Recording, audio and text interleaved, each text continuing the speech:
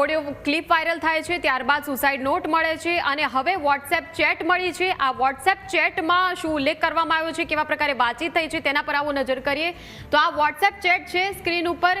જે રીતે વાતચીત બંને વચ્ચે કરવામાં આવી છે, વોટ્સએપ ચેટ એ ભારતી બાપુ અને તેમના સેવક વચ્ચેની છે અને એમાં મેસેજ કરવા આવ્યા છે તેમના દ્વારા। ગુડ મોર્નિંગના મેસેજ છે। બાપુ આ તમે, એટલે ભારતી બાપુએ તેમના સેવકને મેસેજ કર્યો હશે, સેવકે સામે જવાબ આપ્યો હા, પણ ફ્રેન્ડલી બાપુ કહેવાનું આમાં, હું તને દીકુ કહીશ, આ પ્રકારે તેમની વાતચીત થઈ છે। મેસેજ તરત ડિલીટ કરી નાખજે, આ પ્રકારે ઉલ્લેખ કરવામાં આવ્યો છે। કઈ રીતે, કેમ એ રીતે કંઈ સમજાયું નહીં મને, એટલે શા માટે મેસેજ ડિલીટ કરવાનું કહી રહ્યા છે, આ સેવકનો જવાબ છે જેમાં સેવક એવું પૂછે છે કે શા માટે તમે મને મેસેજ ડિલીટ કરવાનું કહી રહ્યા છો। અને આ લવ યુ દીકુનો મેસેજ, ખાસ કરીને આ જે મેસેજ છે એના ઉપર ધ્યાન આપવા જેવું છે, કેમ કે આખી જે વાતચીત, જે ઓડિયો ક્લિપ વાયરલ થઈ હતી ત્યારબાદનો આ બીજો પુરાવો છે એ વોટ્સએપ ચેટ છે કે જેમાં તેઓ સેવકને લવ યુના મેસેજ કરતા હોય, આ બીજો પુરાવો છે। પણ આમાં કંઈ સમજાયું નહીં, તમે આવું કેમ કહો છો, એટલે સેવકે સામે સવાલ પૂછ્યો છે કે શા માટે આ પ્રકારના મેસેજ મને કરી રહ્યા છો, મને તને પ્રેમ કરવો ગમશે, તને ગમશે, પ્રેમ એટલે વાત કરી શકું, એટલે આ પ્રકારનો તેમનો મેસેજ છે કે જેમાં ભારતી બાપુ તેમના સેવકને કહી રહ્યા છે કે મને તને પ્રેમ કરવો ગમશે, લવ યુ દીકુ, આ પ્રકારના મેસેજ બાપુએ સેવકને કર્યા છે। સેવકને પહેલા તો આ વાત સમજાઈ નહીં, એટલે તેણે મેસેજમાં જવાબ આપ્યો, તેણે રિપ્લાયમાં એવું કહ્યું કે શા માટે આ રીતે વાત કરી રહ્યા છો, મને કંઈ સમજાઈ નથી રહ્યું, પ્રેમ એટલે હું વાત કરી શકું, આમાં બીજું તો શું કરવું તમે કહો, હા તને જે મજા આવે એ હું ફોર્સ નહીં કરું, ઓકે, તને તકલીફ થાય એવું કાંઈ નહીં કરું, ઓકે, તને જેમાં મજા આવે એમાં મને મજા, તું બિલકુલ શાંતનો, બિલકુલ ન કરતો, બિંદાસ વાત કર,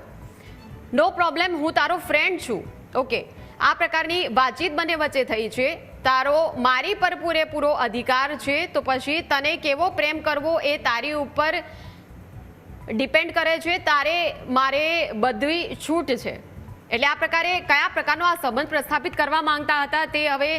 સવાલો ઉઠી રહ્યા છે, કેમ કે વોટ્સએપ ચેટમાં જે પ્રકારના મેસેજ, જે પ્રકારની વાતચીત બંને વચ્ચે કરવામાં આવી છે, કોઈ જાણે કપલ વચ્ચે આ પ્રકારની વાતચીત થઈ હોય એ પ્રકારના આ મેસેજ છે। આ વોટ્સએપ ચેટ એ બીજો એવો પુરાવો વાયરલ ઓડિયો ક્લિપ બાદ કે જેમાં કહી રહ્યા છે લવ યુ દીકુ, કહી રહ્યા છે કે તને જેમ મજા આવે, મારે તને પ્રેમ કરવો છે, આ પ્રકારની વાતચીત એક બાપુ અને એના સેવક વચ્ચે થઈ રહી છે, એટલે ખૂબ જ આશ્ચર્ય ઉપજાવે એવી આખી આ વાત છે, આખો જે આ મામલો સામે આવ્યો છે। તમે આવો, પછી આપણે મળીએ, પાકું આશ્રમમાં જ મળીશું, પણ તને છે મારી ઉપર પ્રેમ, પ્રેમમાં હોય તો હું શું કરી શકું તમારા માટે કયો, તું રેડી હોય તો આગળ વધાઈને, જો તને ઇન્ટરેસ્ટ ના હોય તો કોઈ ફાયદો નથી, પણ તમે કયો તમારી શું ઈચ્છા છે। આ સેવકનો સામે જવાબ છે કે તમે કયો તમારી શું ઈચ્છા છે, તું જે કરે એ તને મજા આવી જોઈએ ખરેખર, તો જ આગળ વધીએ, પછી કહું છું કે કોઈ ફોર્સ નથી, એટલે એક રીતે ક્યાંક એને કોઈ જાળમાં ફસાવાની અહીં વાતચીત છે કે ક્યાંક પોતાની ઉપર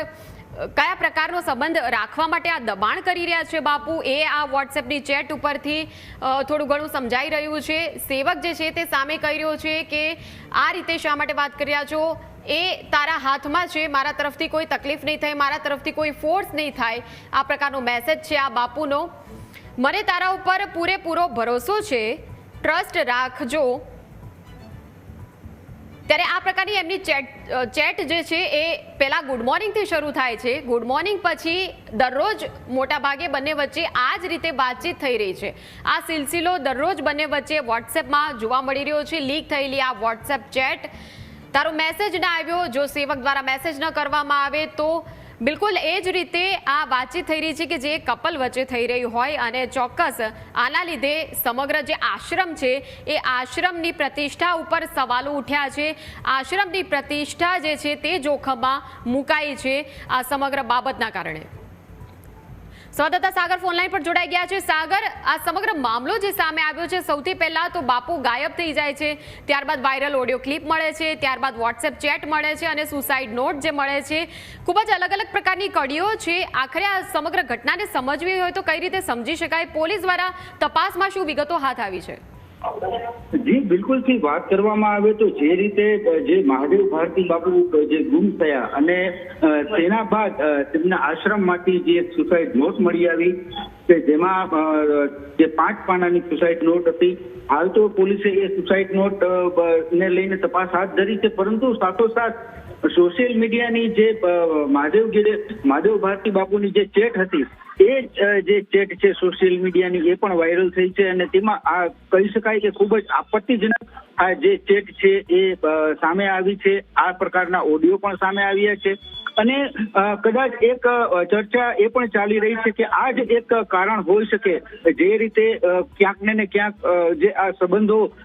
જે આ પ્રકારના છે અને એ પ્રકારના સંબંધોને લઈને ક્યાંક ને ક્યાંક એક માનસિક ત્રાસ પણ એમને થતો હોય અને તેને લઈને તેઓ આ આશ્રમ છોડીને ચાલ્યા ગયા હોય અથવા તો કોઈ અઘટિત બનાવ છે એ બન્યો હોય તેવી પણ એક સંભાવના જણાઈ રહી છે. અને જે આ સુસાઇડ નોટ આવી છે અને તેમાં જે સમગ્ર જે બાબતો જે ઉજાગર થઈ છે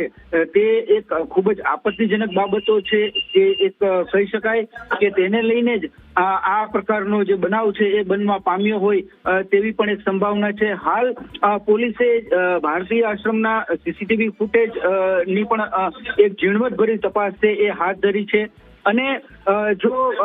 મહાદેવ ભારતી બાપુ સુરક્ષિત છે કે કેમ તે દિશામાં પણ તપાસ હાથ ધરવામાં આવી છે અથવા તો કોઈ જો અઘટિત બનાવ બનવા પામ્યો હોય તો તેને લઈને પણ અલગ અલગ ટીમો બનાવી અને જૂનાગઢ પોલીસ દ્વારા હાલ તપાસ હાથ ધરવામાં આવી છે. જી બિલકુલ, આભાર સાગર સમગ્ર માહિતી આપવા બદલ.